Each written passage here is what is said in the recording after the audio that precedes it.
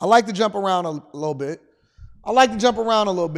And this bothered me. It bothered me so much. I got this story in my inbox, and I actually had got it.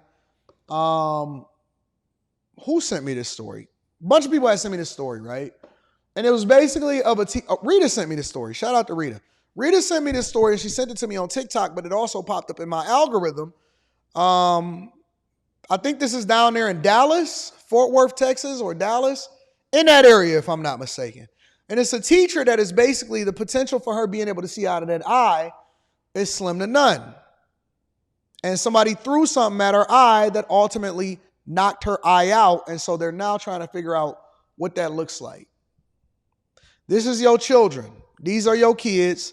And these are the ones that's ultimately going to be the new voters in the United States of America. Make sure I hit a like for the algorithm, subscribe to the channel, and turn on your notifications. A Corsicana ISD school administrator described in graphic detail the classroom attack that left her severely injured. Hello, I'm Steve Eager.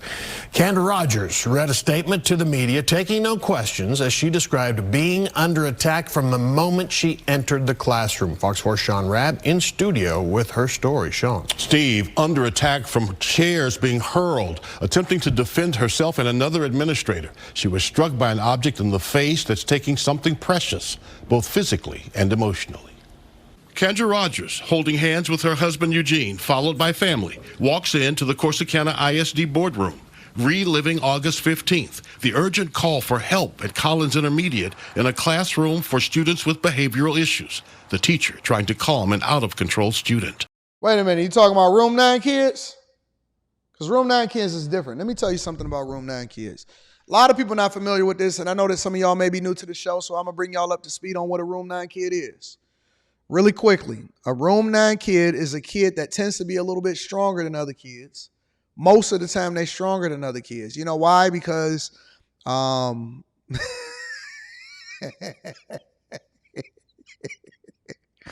now they call them talented and gifted. Back then, they gave them helmets. Okay? They gave them helmets. They rode shorter buses.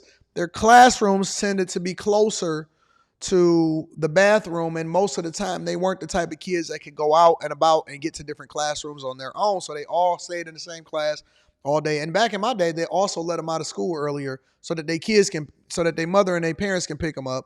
And some, like I said, a lot of times they had mouthpieces, they had helmets. They drooled sometimes, and occasionally you might even get a wet spot on their pants if they couldn't make it to the bathroom that was directly next to the classroom. But it was wild in there. You know, sometimes you would hear banging, you would hear music going while instruments is going. I mean, anything to keep these kids distracted while at the same time trying to give them a sense of normalcy of going to school with the regular kids. Now, what we've seen most of the time nowadays is they're all combined, right? Everybody is in the same classrooms with everybody is. So, you know, they go out, they populate the earth, they go and bust them down for a real one. They really, really strong. So we can get them on a blind side. They like the water boy in a way. It's kind of like the water boy. You know what I'm saying? And they run and they hit their opponent and they target them and they take them out and they tough. It's just like the water boy. And then the whole audience got to put up the sign and say, stop, in order to get the water boy to stop. But the water boy was incredibly strong. The difference is that it was very difficult for him to put the other parts of life together. So when we get into it, like, for example, a Collins Intermediate School, which now they call it a prop, you know, the school for people that have behavioral issues and stuff like that. This is what they're walking into. This is what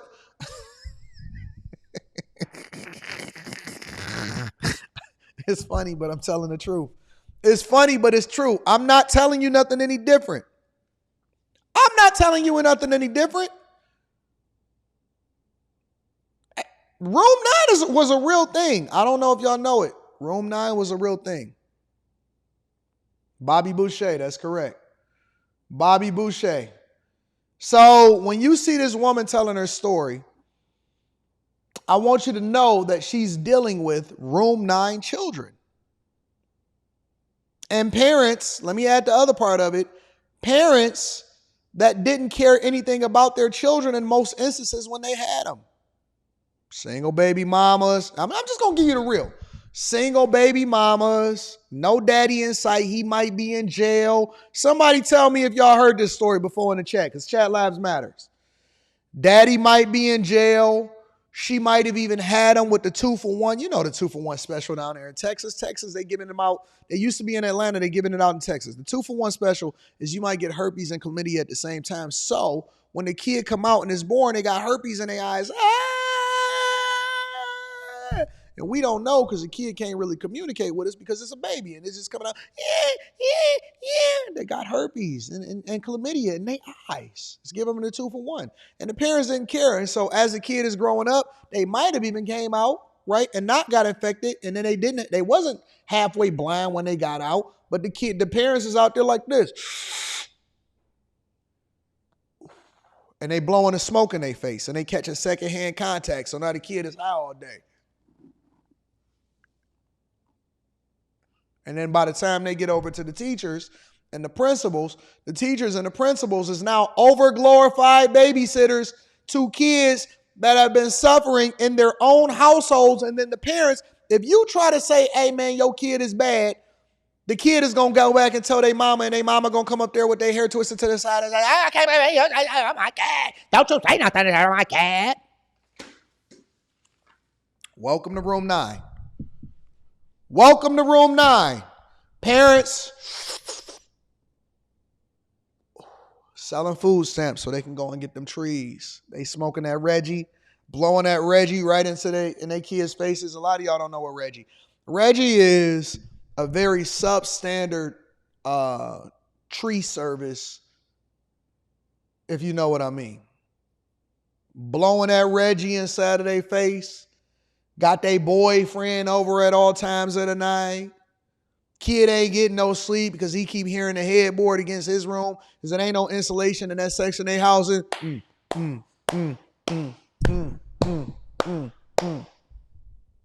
That's all he hearing all night. He can't sleep. Keep on having to wake up every morning and eat nothing but sugar because everything ain't no nutrients in the house. Everything is preservatives.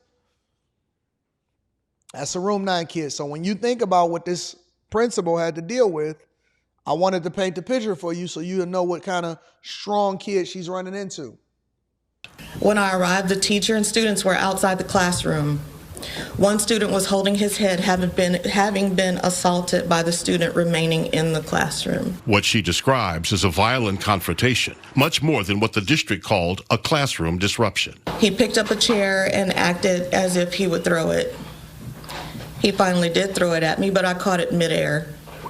He picked up another chair to throw at me when another assistant principal entered the room. I used the first chair to block the second. He picked up a third. So the teacher in there like this. Hold on.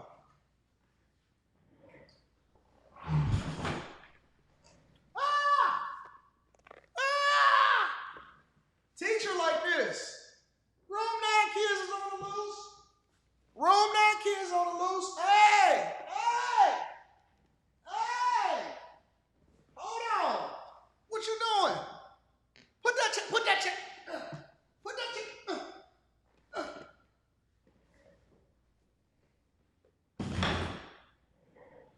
Room 9 kid on the loose throwing chairs. And that kid is strong. And you not as strong as that kid because that kid got extra strength. You know that other strength that they be having? They got a different type of strength. They throwing chairs and catching chairs. The principal's in there catching chairs and dodging chairs. Yo, it's crazy. And threw it at the other assistant principal. And I used that initial chair to block the one that he threw at her. After blocking the chair thrown at the other assistant principal, he threw a wooden hanger at me, but I couldn't stop it fast enough. The hanger hit me in my right eye and knocked it out of the socket. I grabbed my blood was pouring out of my head and stumbled out of the classroom door. Rogers care flighted to Parkland, emergency surgery to try and save her eye. Doctors were able to reinsert my eye. However, they determined that I've been blinded and they currently believe that my damage is permanent. She says it's time for the state to reevaluate the education code and how marginalized students are disciplined. Overly aggressive students. But they still want to call them marginalized. Nah, mama was busting it down for a real one. And y'all keep telling me Everybody should have the right to have kids, except for the principal that got her eye knocked out the socket and it was bleeding profusely and she ain't gonna be able to see in her left eye no more. Need services to meet their needs, but I do not believe the safety of other students and the educational staff should suffer. It's not the child's fault per se.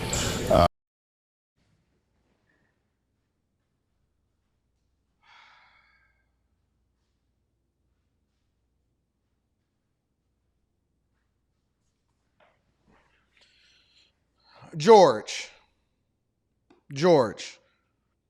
I know you're going to add additional context, but did you just say it's not the child's fault? Did you just not say that this is not the child's fault? Boy, do you know what would happen with me if I would have did this to my teacher? Oh, you think you tough. Okay.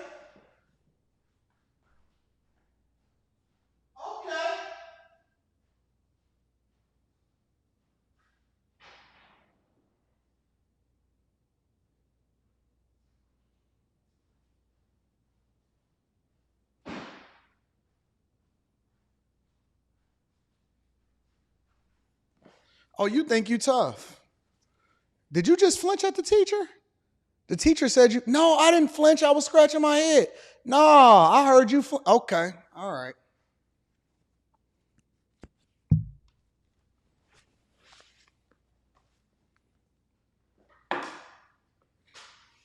So how many times did you flinch at the teacher? No, show me what you did. This is my mom. This is my parents. No, show me how you flinched. Do it to me. Do it to me. No, you tough. You wanted to show off in front of all your little friends in school. Remember that? Yep. You think that the little girls think you cute. Them girls don't think you cute. Them girls think you a fool. Guess what? When you get to school tomorrow, show them girls what I just did. Show them girls what I just did to you.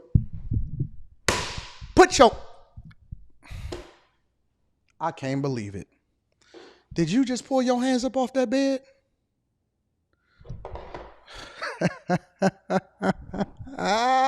Yo, my mom did the Denzel laugh before Denzel did the Denzel laugh in Training Day.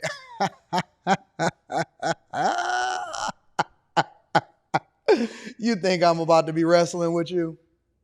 You think I'm about to be playing games with you? You think that I'm one of your little street friends, huh? Pull your hands off that bed one more time. I dare you. I dare you. Oh, you think you tough? Huh? This is the great equalizer right here.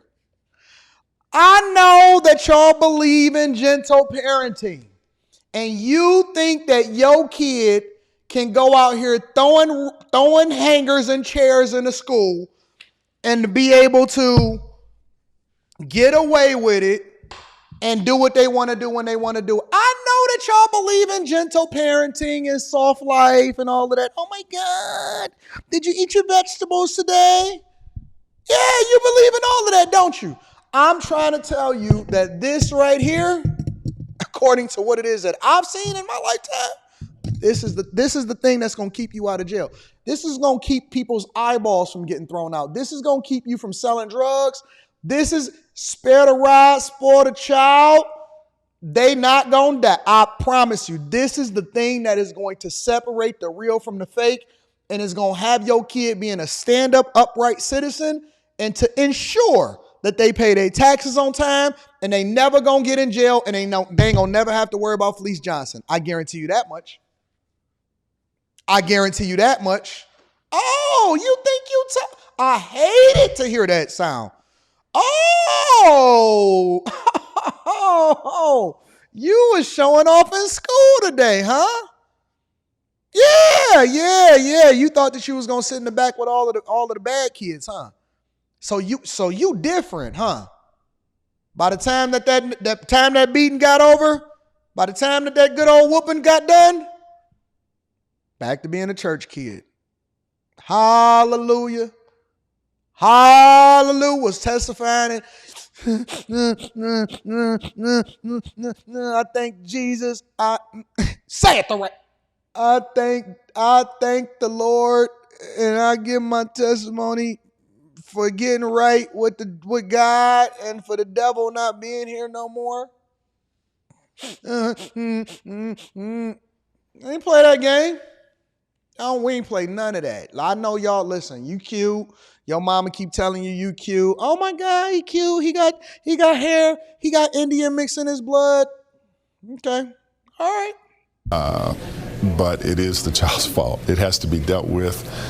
You can't just say, well, this person has a mental condition, so we'll let it go. Attorney George Ashford. We ain't had no medical conditions.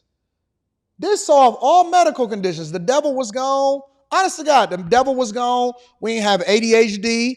We ain't have mental disabilities. We ain't had none of that. We had all of our faculties. Somehow the devil was gone, and this drove it far away from thee. Far away from thee.